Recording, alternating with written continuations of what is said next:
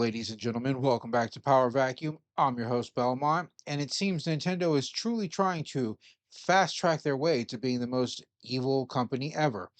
They might as well just take the throne and put on the crown and tell EA to get the hell out of the kitchen or the castle or whatever, because this is some messed up stuff. I saw this headline. I had to read this headline twice just to make sure I was reading it correctly. It's from IGN. Princess Peach and Toad's veteran voice actor says Nintendo told her she'd been replaced on Switch 2 launch day as Mario Kart World released without her in it. I pray they live forever no matter who voices them. That's so messed up. But at the same time, I have to ask myself, and Samantha Kelly, who is the voice actor, uh, did you not realize you weren't in the game when they announced the game and you hadn't done any recording for it? Or have you done a bunch of recording and you just don't know what it's for? Like, I'm not sure how Nintendo works when it comes to recording dialogue. Well, let's see what they have to say. Voice actor Samantha Kelly discovered her 18-year tenure at Super Mario, or as Super Mario characters Princess Peach and Toad was over on Nintendo Switch 2 launch day when Mario Kart World released without her in it. I hate that. Oh my God. Quit putting the first entire sentence of your articles in the headline. I don't want to read it twice, sometimes three times if there's like a parentheses quotation line. It's obnoxious. It's some sort of trend that started in the past 10 years, and they need to cut that shit out. Kelly might not be a household name, but she was featured as Peach and Toad in more than 70 games for Nintendo DS, 3DS, Wii U, and Switch since Mario Strikers Charged release in 2007. Yo, so 18 years, 70 games. That's a hell of a career, and also kind of messed up for you not to inform the person that you're not, continuing their what is effectively a legacy. There are people that have only known this character's voice for Peach and Toad. Like, that's insane. 18 years. That means if you were, let's say, 4 years old, you'd be 22 now. This has been the only Princess Peach and the only Toad you have ever heard without going back into retro gaming. But every new game out of the 70 titles that dropped, this is who you were listening to. Super Princess Peach came out in this time period. That new one, where I don't remember the name of it. Peach All Star or something, or Peach. It's the one where she has a bunch of outfits that give her powers. From Super Mario Brothers to Luigi's Mansion, Mario Kart to Super Smash Brothers, Kelly has provided the voice for two of the Mushroom Kingdom's biggest roles, including when her character took center stage, such as Captain Toad Treasure Tracker and last year's Princess Peach Showtime. There it is. That's the one I was just thinking of, or couldn't think of the name of. Uh, Kelly's vocal talents have extended beyond Nintendo's own titles to appearances by Peach and Toad in games made for Nintendo systems by other companies, such as Ubisoft's Mario and Rabbids series and Sega's Mario and Sonic at the Olympic series. And even beyond the world of video games, Taylor has voiced the characters for the interactive Lego Super Mario toys within Nintendo's Super Nintendo World theme park and as other Toad characters in Nintendo's billion-dollar grossing Super Mario Brothers movie. So yeah, okay, the Lego thing. There are interactive Mario Legos that actually have voice lines recorded on them. They're like jumbo Legos, probably about the figures are 3 to 4 inches tall. But I wonder who she voiced just random Toad characters in the Super Mario Brothers movie. But you won't find Kelly in Mario Kart Worlds credits. And after fans spotted her name was not present, the actor has now confirmed her time as Peach and Toad is over. Thank you for so many years of friendship and joy, Taylor wrote in a message to fans on Instagram. I'm sad that it's over. I truly would have wanted to voice Peach and Toad forever. Nintendo let me know yesterday that they decided to recast these roles. I'm grateful that I got to do these voices for so many years. Peach and Toad are such strong and beautiful characters that I pray they live forever no matter who voices them. So much love, Princess Peach and Toad. And there's I guess that's her tag, Samantha Kelly Peach. That's her right there. 18 years. That's so crazy to me. Nintendo has become increasingly strict when it comes to sharing information found in the credits of its video games ahead of time, to the extent that it frequently refuses to acknowledge the developer of its games prior to their release.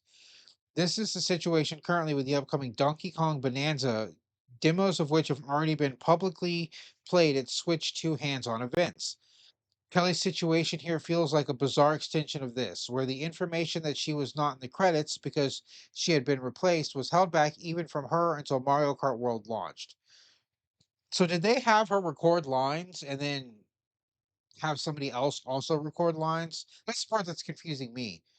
Did she has to record just a ton of lines and not know exactly what they're for or what games are going to be released on ahead of time, because I just feel like she should have known that she wasn't in Mario Kart World because they didn't ask her to record lines for it. Currently, it's unclear who does voice Peach and Toad in Mario Kart World and presumably in other Mario games going forward. Eagle eyed Nintendo fans have spotted another veteran voice actor also missing from the Mario Kart World credits, Takashi Nagasako, who has voiced Donkey Kong for 21 years since 2004's Mario Power Tennis. In this case, fans have noted that Koji Takeda, who voiced DK in the Japanese version of the Super Mario Bros. Movie, is listed, suggesting that in this case, Nintendo has aligned the video game character's grunts with the Japanese voice of his big screen counterpart. IGN has contacted Nintendo for comment. Of course, this isn't the first time recently that Nintendo has replaced one of its veteran voice actors. Charles Martinet, the colorful actor who voiced Mario, Luigi, Wario, and Waluigi, retired after almost 30 years in 2022. At the time, Nintendo said Martinet would continue to work with Nintendo as Mario ambassador, though Martinet himself later suggested he wasn't really sure what that meant. Um, yeah, that's different though. Martinet retired. This Samantha Kelly was just unceremoniously removed from the role, which is super fucked up. I don't know what's going on at Nintendo or why they decided to make all these bad moves.